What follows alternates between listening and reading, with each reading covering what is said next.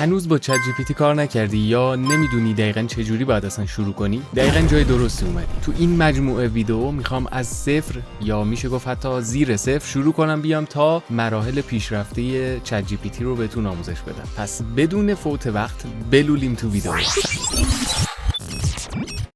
سلام، من محمدم و اینجا قراره با همدیگه کلی چیز جدید یاد بگیریم. قبل از اینکه بریم سراغ ثبت نام و لاگین و بقیه موارد، نکته خیلی مهمی که نیازه بهتون توضیح بدم اینه که هر VPNی توی چت جی پی تی باز نمیشه. البته قطعا شما الان این ویدیو رو باز کردی یعنی اینکه VPN داری، اما اینکه شما با یه VPN میتونی یوتیوب رو باز کنین دلیل نمیشه که با همون VPN هم بتونید چت جی پی تی یا بقیه سایت‌های فیلتر شده یا تحریم شده رو هم بتونید باز کنید. چرا؟ دلیلش هم اینه که یه سری از VPN ها آی پی های معتبری ندارن و این آی پی ها از طرف کلادفلیر یا سرورهای دیگه بن شدن و شما اگر حتی با آی پی خارج از ایران هم وارد چت جی پی تی بشید ممکنه باز هم چت جی پی تی براتون باز نشه. پس اگر لینک چت جی پی تی رو داریم با وی پی ان باز میکنیم و بهتون ارور 403 میده، بدونید که دقیقاً مشکل از وی پی انه، یعنی هیچ ایراد دیگه‌ای نمیتونه داشته باشه اگر نمیتونید چت جی پی تی رو باز کنید. و یه مورد دیگه هم که توی وی پی ان ها هست اینه که نسبت به سرویس دهنده اینترنتی که شما دارید ممکنه اون وی پی ان باز هم جواب نده. یعنی اینجوریه که یه وی پی ان با یه آی پی توی اینترنت ایرانسل جواب میده و براش چت جی پی تی باز میشه، ولی توی اینترنت همراه اول یا اینترنت خونگی مثلا جواب نمیده. اینم کاملا شدنیه. پس نکته اولی که خیلی باید بهش دقت کنین اینه که یه ذره نیاز اول کار حوصله‌تون رو ببرین بالاتر برای اینکه بتونید وی پی ان ها و آی پی های بیشتری رو تست کنین و در نهایت به یه آی پی منطقی برسید که روی اینترنت شما جواب میده. البته ممکنه اینقدرم چالشی نباشه براتون و اولین آی پی که وصل کنید وصل شه و هیچ مشکلی هم نداشته باشه، ولی پیشاپیش دارم میگم اگر به این مشکل خوردید بدونید که طبیعیه. وی پی انی که مد نظر من هست ویندسکرایب که اکثر آی پی هاش آی پی معتبریه و توی سایت های هوش مصنوعیش مشکلی نمیخورید. اما ساخت اکانت توی این حساب هم قطعا نیاز به وی پی ان داره. پس شما باید از یه وی پی ان استفاده کنیم برای اینکه بتونید توی این سایت اصلا بیاید و لاگین کنید. پس قبل از اینکه توی این سایت اصلا بخوایم لاگین کنیم یه وی پی ان دیگه بهتون معرفی میکنم که اکستنشنش روی مرورگر کروم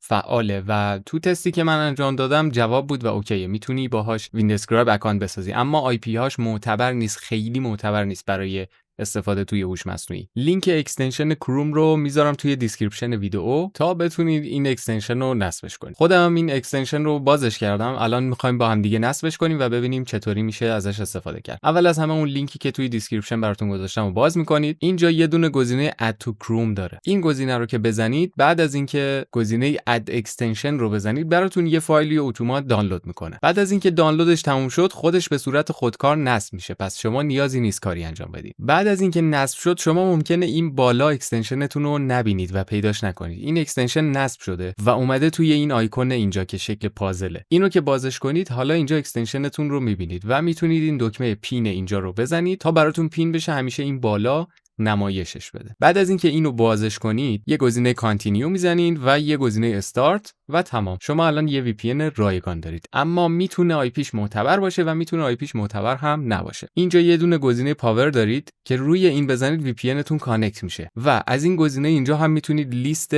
آی پی هایی که در دسترس شما هست توی این اکانت رایگان رو میتونید انتخاب کنید. برمیگردم سایت ویندسکرایب، اینجا یه دونه گزینه لاگین داریم، روش که هاور کنیم گزینه ساین اپ رو میبینید که میتونید حساب جدید بسازید. من ساین اپ رو میزنم، اینجا میگه یه یوزرنیم بهم بده که من جهت اینکه یوزرنیمش یونیک باشه میگم خودش یه دونه جنریت کنه، چون حوصله ندارم منتظر وایسم ببینم چه یوزرنیمی تایید میشه از نظر اون. یوزرنیم خودش رو میزنم، مهم نیست. اینجا بهمون میگه یه پسورد بده که از پسورد پیشنهادی خود مرورگر استفاده میکنم و در نهایت هم میگه یه ایمیل بهم بده که من از جیمیل تستم برای اینجا استفاده میکنم. کرییت اکانت رو میزنم. بعد از اینکه اکانتتون رو ساختین توی بخش مای اکانت اینجا جلو ایمیلتون یه علامت تعجب داره. حالا من میرم تو ایمیلم و اینجا میبینم که یه دونه ایمیل برای من اومده از سمت ویندسکرایب که اینو بازش میکنیم و گزینه کانفرم ایمیل رو میزنیم تا به اون 10 گیگ در ماه برسید. خب اینجا بهم گفت کانفرم شد ایمیلتون و حالا میام پایین سایت اینجا روی گزینه دانلود بزنید. توی صفحه دانلود خودش یه خورده بیاد پایینتر، اولش اپلیکیشن ویندوز و اینا سیستم عامله و بعدش میرسیم به بخش اکستنشن ها که اینجا بخش اکستنشن دانلودش رو میزنیم و مشابه اکستنشن قبلی اد اکستنشن رو میزنم و مجدد این اکستنشن برام نصب میشه و لاگین میکنم که لاگینش هم الان بهتون میگم. خب مجدد اکستنشن من اومد توی این آیکون پازل مانند و دوباره من پینش رو میزنم بیاد این بالا، اینجا گزینه لاگین رو میزنم، همون یوزرنیمی که توی سایت تعریف کردیم و همون پسوردی که توی سایت زدیم رو انتخاب میکنیم. خب من پسوردش رو اشتباه زدم، دوباره لاگین بزنم، بله لاگین شد. اینجا گزینه اسکیپ میزنیم و حالا VPN با IP معتبر داره که یه حالت اتومات داره که بر اساس اینترنت شما بهترین IP رو انتخاب میکنه و معمولا IP هاش همش اوکیه، ولی اگر باز هم روی این VPN هم ارور داشتید این لیستش رو باز کنید و حالا از این لیست یکی از کشورها رو انتخاب کنید و به صورت دستی خودتون کانکت بزنید. اونایی که ستاره داره کنارش پولیه و کنسله، اونایی که آیکون قلب یا همون لایک داره کنارش اینا فریه و از اینا میتونید شما استفاده کنید. خب این از بخش VPN که حالا من چون کلا VPN دارم روی سیستمم و دیگه نیازی به این پلاگینا ندارم، هر جفتشو خاموش کردم، ولی خب شما از این طریق میتونید یه آی پی معتبر پیدا کنید و در نهایت به چت جی پی تی برسید. حالا بریم سراغ ثبت نام چت جی پی تی و باز کردن چت جی پی تی و ادامه داستان. لینک چت جی پی تی رو هم براتون میذارم توی دیسکریپشن، ولی خودتون هم میتونید سرچ کنید توی گوگل، سرچ کنید چت جی پی تی و لینکی که اینجا براتون نوشته chatgpt.com اینو باز کنید. اونی که openai.com نوشته اون سرویس کلیشه که اصلا ما به اون فعلا کاری نداریم، ما مستقیم میخوایم از چت جی پی تی استفاده کنیم. پس لینک چت جی پی تی رو باز میکنیم، من لینک اینم توی دیسکریپشن براتون میذارم که بتونید تست کنید. بعد از اینکه باز کنید اینجا یه دونه وریفای میاد از کلادفلیر که باید وریفای کنید خودتون رو، که اینجا هم اگر آی پی تون معتبر نباشه خود کلادفلیر اصلا اینجا بهتون وریفای نمیده. ممکنه شما این صفحه رو باز کنید و این تیکو بزنید، یعنی ارور 403 اینجا بهتون نده، اما این تیکو که میزنید بهتون میگه ارور میده. حالا ارورش دقیقاً متنش یادم نیست ولی باز نمیشه براتون و بازش کنید. حتی بدون لاگین کردن هم شما میتونید از چت جی پی تی استفاده کنید. قبلا اینجوری بود که حتما باید ثبت نام می‌کردی، حتما باید شماره غیر ایرانی می‌داشتی تا بتونی استفاده کنی، ولی خب کم کم تمام این محدودیت‌ها حذف شد و الان اینجوریه که شما بدون لاگین هم میتونید استفاده کنید. اما من نحوه ثبت نام و لاگین و غیرش هم بهتون اینجا میگم، به دلیل اینکه در آینده نیازش داریم، چون قابلیت‌های خیلی زیادی که می‌خوایم در آینده بهش بپردازیم، حتما باید لاگین بشید و اینجوری نیست که بدون لاگین همه قابلیت‌ها رو داشته باشید. بعد از اینکه شما سایت رو باز کردید و مشکل وی پی تون حل شد، اگر هنوز حل نشده بازم بهم بگید که من راههای دیگه‌ای هم پیشنهاد بدم بهتون. شما سایت رو که باز کنید، گوشه بالا سمت راست یه دونه گزینه لاگین می‌بینید و یه دونه گزینه ساین اپ فور فری. ما می‌خوایم اکانت رو بسازیم، هنوز لاگین نمی‌خوایم انجام بدیم. اکانت رو بخوایم بسازیم، بر روی گزینه ساین اپ فور فری بزنیم. این گزینه رو که انتخاب کنیم برامون یه صفحه باز میشه که اینجا میتونیم ایمیل آدرسمون رو مستقیم تایپ کنیم و ادامه مراحل رو بریم. اما از اون جایی که ما خب اکانت جیمیل داریم و اینجا با گوگل راحت تریم، کانتینیو ویت گوگل رو بزنید، تمام کارا رو خودش انجام میده و دیگه نیازی نیست دونه دونه اینجا ایمیل بزنید، پسورد بزنید و ادامه داستان. منم برای ساده تر شدن کار اینجا کانتینیو ویت گوگل رو میزنم که با گوگل هم لاگین کنه، یعنی اکانتم رو بسازه. بعد از اینکه این گزینه رو بزنم میگه اکانتت رو انتخاب کن که من همون جیمیل تستم رو انتخاب میکنم و اینجا گزینه کانتینیو رو میزنم. اینجا دسترسی ها رو داره بهمون توضیح میده و بعد از اینکه اکانت رو ساخت وارد این صفحه میشه که میگه حالا به من اسم و فامیلت رو بگو که من اینجا مینویسم AI پرشین و اینجا هم باید تاریخ تولدتون رو وارد کنید که تاریخ تولدتون رو باید بالای 18 سال وارد کنید که دسترسی ها باز باشه و زیر 18 باشه محدود میکنه. 03 13 1997 اگری میزنم و تمام. به همین راحتی ثبت نام ما انجام شد. حالا بعد از اینکه وارد چت جی پی تی شدید، همچین گزینه‌ای براتون میاد که میگه یه سری قابلیت‌های مموری و قابلیت‌های پیشرفته هوش مصنوعیه که اینجا من گزینه اینیبل رو میزنم و به شما پیشنهاد میدم اینیبل رو بزنید و بعداً توی پارت‌های بعدی راجع به تک تک اینا قرار توضیح بدم. فعلا اینیبل بزنید. این شد مراحل ثبت نام و لاگین کردنش هم دقیقاً همینه. وارد سایت میشید، گزینه لاگین رو میزنید و کانتینیو ویت گوگل رو میزنید و مستقیما لاگین میشه دیگه. نه هیچ کار اضافی دیگه نیازی نیست انجام بدید شما. پس ما تا الان VPN رو حل کردیم، ثبت نام و لاگینش رو هم حل کردیم و اگه با گوشی فقط میخواید کار کنید نگران نباشید، من نسخه گوشی رو جدا براتون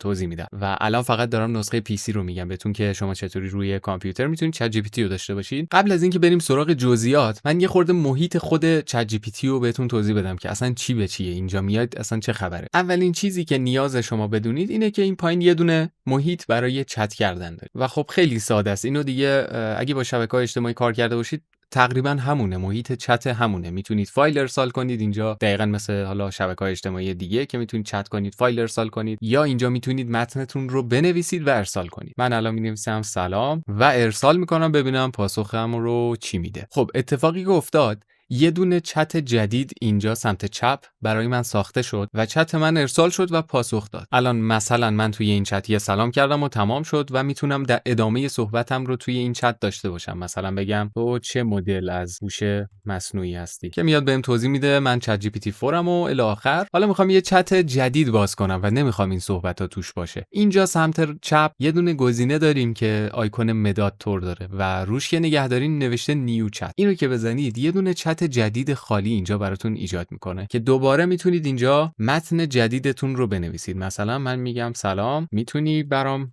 متن ترجمه کنی؟ و دوباره سمت چپ رو که چک کنید براتون یه دونه چت جدید ساخته. پس اول از همه اینو در جریان باشید که سمت چپ صفحتون براتون چت هاتون رو قرار لیست کنه از این به بعد و هیستوری کل چت هاتون رو اینجا دارید. دوباره میتونید برگردید به چت قبلیتون که من قبلا اینجا سلام کردم و گفتم بهش چه مدلیه و دوباره اینجا ادامه چتم رو صحبت کنم باش و دوباره میتونم برگردم به چت های قبلی و همینطور توی تمام چت ها و هیستوری های قبلی میتونم اینجا بگردم به راحتی. اگر این منوی سمت چپ رو نداشتید گیج نشید، اینجا یه دونه گزینه کلوز سایدبار داره، چون ممکنه بر اساس سایز صفحه شما این سایدبار رو براتون اتومات ببنده. اینجا آیکونش رو بزنید براتون میبنده، دوباره آیکونش رو بزنید باز میکنه. پس اگر این سایدبار رو سمت چپ رو نداشتید گیج نشید، خیلی اتفاق عجیبی نیفتاده. این آیکون برای اینه که سایدبار رو شما باز کنید و ببندید. گزینه نیو چت هم همیشه اینجا هست، چه سایدبار بسته باشه چه باز باشه. یه خورده حالا بریم توی جزئیات محیط چت، ببینیم این محیط چتی که ما اینجا داریم چه قابلیتایی داره و دقیقاً چیه گزینه‌هایی که ما توی این صفحه داریم می‌بینیم. اولین چیزی که باید بهتون بگم، شما توی چت‌هایی که خودتون انجام میدید وقتی موستون رو ببرید روی چت خودتون، اینجا یه دونه گزینه مداد میاد که میتونید چت خودتون رو دوباره ادیت کنید و اینتر بزنید و هوش مصنوعی هم دوباره چت خودش رو بر اساس چت جدیدت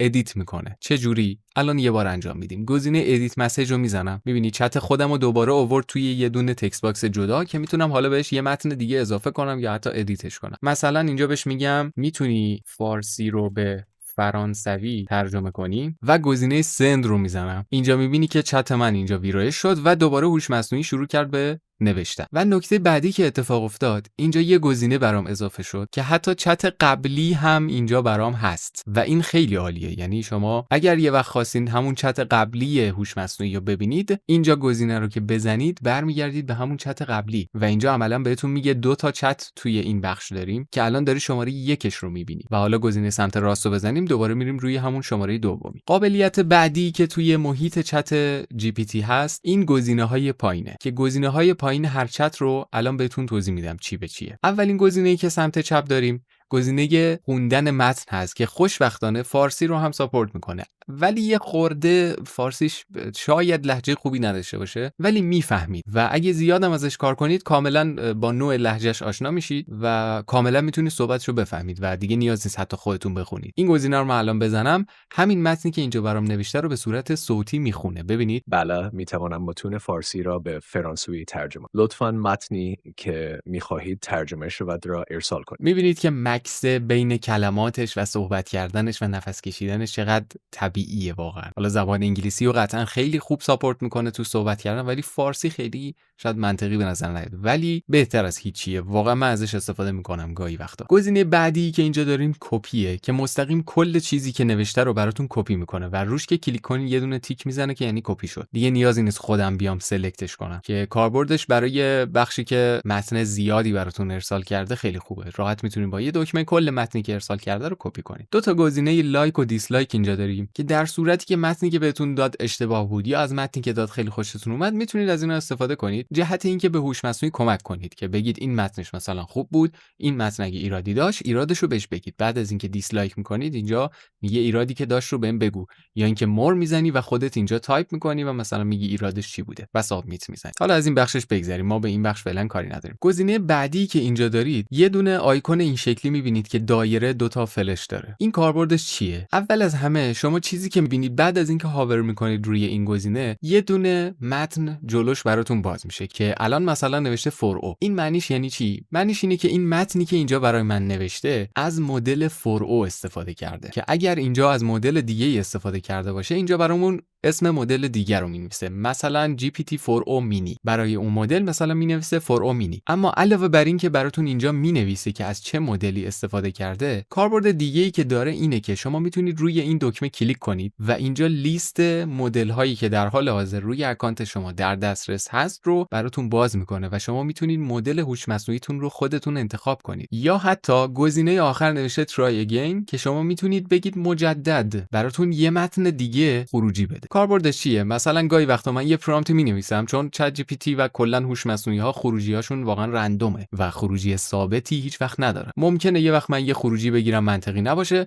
دوباره بگم سعی کنه مثلا یه بار دیگه که متن می‌نویسه اون موقع بهتر می‌نویسه. مثلا من الان برای این try again رو میزنم ببین چه اتفاقی میفته. دوباره شروع کرد برای من همون چت رو نوشتن و حتی اینجا دوباره ازم پرسید میگه بهتر شد الان متن مشابه همون بوده یا اینکه ایراد داره، که برای اینکه من مثلا هوش مصنوعی رو کمک کرده باشم اینجا میگم اوکی این بهتر شد مثلا. و گفتیم علاوه بر این که میتونید دوباره بگین جنریت کنه، میتونید مدل های دیگر رو هم استفاده کنید. اینکه این مدل‌ها دقیقاً چیان و چه کاربردی دارن و فعلا نمیریم سراغش چون بحثش خیلی طولانی میشه. در نهایت فقط نکته‌ای که مهمه بدونید اینه که شما از این بخش میتونید چک کنید الان این متنی که اینجا براتون نوشته از چه مدلی استفاده کرد. من در ادامه همین میتونم ادامه متنمو بنویسم و درخواستمو بدم. مثلا الان بهش یه دونه جمله میگم و میگم این جمله رو به فرانسوی ترجمه کن. بهش گفتم این جمله رو ترجمه کن که پایینش جمله‌مو نوشتم و دیگه تکرار نکردم که فارسی رو به فرانسوی ترجمه کن. چرا؟ چون توی چت قبلی بهش گفتم، توی این چت منظورمه، نه کانورسیشن دیگه. چت هایی که سمت چپ توی ستون سمت چپ براتون میاد رو به صورت مجزا در نظر بگیریم و بدونید که این اطلاعات به هم دیگه کانکت نیستن. البته برای کانکت کردن یه سری دیتاها در پارت های بعدی بهتون آموزش میدم که چطوری میتونید این کار رو انجام بدید، ولی اینو فعلا در نظر داشته باشید که توی هر چت فقط دانش همون چت رو داره هوش مصنوعی و دیگه نیازی نیست تکرار کنید خیلی که مثلا الان اینجا من دوباره بهش بگم فارسی رو به فرانسوی ترجمه کن، چون تو چت قبلی بهش گفتم فارسی رو میتونی ترجمه کنی، گفته آره. حالا دیگه اینجا به متنمو بهش میدم، میگم این جمله رو پس ترجمه کن. سلام من محمدم و اینجا قرار با هم دیگه کلی چیز جدید یاد بگیریم. همین رو بهش میدم ترجمه کنه و اینجا دیدین که پاسخی که به من داد دقیقاً اینو نوشته، به فرانسوی جمله شما به این صورت ترجمه میشه و برام جمله رو اینجا ترجمه کرده. خیلی راحت و زیبا. یه قابلیت دیگه‌ای که توی این چت داره و میخوام الان راجعش صحبت کنم، بخش ریپلای کردنه. شما دیدین توی چت تلگرام یا هر چت دیگه یه بخش ریپلای داریم و اینجوریه که شما میتونید ریپلای کنید به یه جمله یا یه بخش از جمله و بگید مثلا این یعنی چی، یا مثلا راجع به این بیشتر بهم توضیح بده. اینجا هم دقیقاً همین جوریه. شما هر بخش از چتش رو انتخاب کنید، اینجا یه دونه گزینه میاد که مینویسه ریپلای بالاش. اگه هاور کنید روش، موستون رو ببرید روش، مینویسه ریپلای. این دقیقاً همون ریپلای محیط چت عادی خودمون. مثلا کاربردش چیه؟ اینجا همون محمد رو توی فرانسوی دقیقاً محمد نوشته. میخوام ازش بپرسم اینم مطمئنه که کلمه محمد توی فرانسوی دقیقاً همینطوری نوشته میشه. این بخش رو انتخاب میکنم و ریپلایش میکنم. بهش میگم که مطمئنی محمد همینجوری نوشته میشه در فرانسوی و اینتر میزنم. و اینجا ببین توضیحات کامل بهم داد که میگه توی فرانسوی اسم محمد توی دو صورت نوشته میشه، یا اینجوری که با یک ام یا اینجوری که با دو تا ام، که هر دو شکلش هم میگه رایجه. به متن خودش اینجا ریپلای میدم، مثلا میگم این بخش رو بیشتر توضیح بده، یا بهش میگم این بخش رو اشتباه نوشتی دوباره بنویس مثلا، و کلی کارهای دیگه که از این ریپلای میتونید استفاده کنید. تا اینجا این محیط چت اینجا رو کامل بهتون توضیح دادم و ابزارهایی که فعلا تو این تاریخ داره توی چت جی پی تی رو اینجا بهتون توضیح دادم. از این کادر اینجا که بگذریم، کادر چتش بگذریم، دو تا گزینه دیگه شما توی محیط چتتون دارید. شما هر چتی که باز میکنید این دو تا گزینه براتون هست. این بالا یه بخش شیر دارین و یه بخش چت جی پی تی که روی حالت اتو قرار داره. اول بریم سراغ شیر. گزینه شیر چیه؟ داستان از این قراره که شما یه چتی رو اینجا داشتید، یا میشه گفت کلی چت مثلا توی این بخش داشتید و حالا میخواید مثلا این کل چت هایی که توی این بخش داشتید رو برای یه نفر دیگه شیر کنید و این مسخره است که بخواید چت ها رو کپی کنید، بگی مثلا من اینو بهش گفتم اون بهم اینو جواب داد، من اینو بهش گفتم و اون بهم اینو جواب داد. یه دونه گزینه شیر اینجا براتون گذاشته برای اینکه شما این محیط چت رو شیر کنید برای یه نفر دیگه اگر خواستید و اینطوری اون نفر دیگه هم کل چت ها رو داره و برای خیلی جا میتونه به درد بخوره. اما گزینه شیر رو که بزنید چه اتفاقی میفته؟ من اینجا شیر رو میزنم، اینجا برام یه دونه کادر باز میشه که میگه شیر پابلیک لینک تو چت، یعنی به صورت عمومی این چت فعلی رو براتون شیر میکنه. گزینه کرییت لینک رو که بزنید حالا براتون یه دونه لینک میسازه، تا زمانی که این رو نزنید براتون لینک رو نمیسازه. کرییت لینک رو که بزنید میبینید صفحه اینجوری میشه و چند تا قابلیت اینجا دارید. اول از همه که میتونید لینک رو کپی کنید و برای یه نفر دیگه ارسال کنید. حالا این لینک رو کپی کنین، اون نفر دیگه چی میبینه؟ الان دقیقاً همین لینک رو براتون باز میکنم تا ببینید اون نفر دیگه‌ای که این لینک رو باز میکنه چی میبینه. محیطی که میبینه دقیقاً اینه و میگه مثلا عنوان چتتون این بوده و شما اینو گفتید، چت اینو جواب داده و شما اینو گفتید و هوش مصنوعی اینو جواب داده و شما اینو ریپلای کردین و هوش مصنوعی اینو جواب داده. اینجوری شما میتونید محیط چتتون رو برای بقیه هم شیر کنید. اگر خروجی‌های جذابی گرفتید یا میخواید یاد بدید به یه نفر که چطوری پرامپت بنویسه، از این طریق میتونید استفاده کنید و لینک چتتون رو برای یه نفر دیگه به راحتی ارسال کنید. اما اینجا یه دونه گزینه دیگه هم داره که من یه اشاره کوچیک بهش داشته باشم. این تیک رو که بزنید این چت به صورت پابلیک در دسترس عموم قرار میگیره و اینجوریه که قابل سرچه. یعنی ممکنه یه نفر یه چیزی رو سرچ کنه و این لینک شما براش باز بشه و اینجا هم براتون پایینش نوشته که میتونید اجازه بدید که این لینک به صورت عمومی توی وب سرچ بشه یا نشه. که حالا من مثلا تیک اینو میزنم که اوکی، اشکالی نداره سرچ بشه توی وب و میتونید دوباره تیکش هم بردارید اگه نیازی نبود. و بخش بعدی که داریم چت جی پی تی اوتو هست. در واقع توی نسخه جی پی تی پلاس این لیست رو که من باز کنم میتونم مدل هام رو انتخاب کنم. اما حالا اینجا که باز میکنید، چون نسخه رایگان هست، اینجا بهتون میگه چت جی پی تی پلاس و اگه دوست داشتید برید آپگرید کنید و نسخه کاملش رو بخرید که اینجا براتون مدل های هوش مصنوعی لیست بشه. اما از این بخشش ما فعلا میگذریم. اما یه دونه گزینه اینجا هست به اسم تمپوری چت. این کاربردش وقتی من این رو فعال کنم، اینجا برام یه دونه محیط چت جدید باز میکنه و برام یه توضیحی نوشته. کاری که این بخش انجام میده یه جورایی مثل چرک نویسه. شما میتونین به صورت چرک نویس طور در نظر بگیرید که من اینجا هر چتی انجام بدم هیچ جایی ذخیره نمیشه، حتی توی این سایدبار کناری هم ذخیره نمیشه، توی بخش مموری یا بخش دیگه هوش مصنوعی که بعداً بهتون توضیح میدم توی هیچ جایی ذخیره نمیشه و هیچی از اطلاعات این چت رو کلاً استفاده نمیکنه برای شما و یه جورایی میشه گفت چرک نویسه. و دوباره اگر روش کلیک کنید این تمپوری چت رو میتونید غیر فعالش کنید که برگردید به حالت قبلی. من اینو الان غیر فعالش کردم و برگشتم به حالت قبلی. توی پارت بعدی که اینجا میذارم همین قسمت‌ها رو توی نسخه اپ گوشی هم پیش میریم، بعدش دوباره برمیگردیم روی نسخه ویندوز و قابلیت‌های پیشرفته‌ش رو تک به تک بهتون توضیح میدم. پس ویدیو پارت دومو میذارم اینجا ببینید اگه دوست داشتید و توی کامنت بهم بگید اگر سوالی چیزی دارید راجع به اینجا تا اینجای کار کامنت کنید، من جوابتون میدم. دمتون گرم. فعلا خداحافظ شما.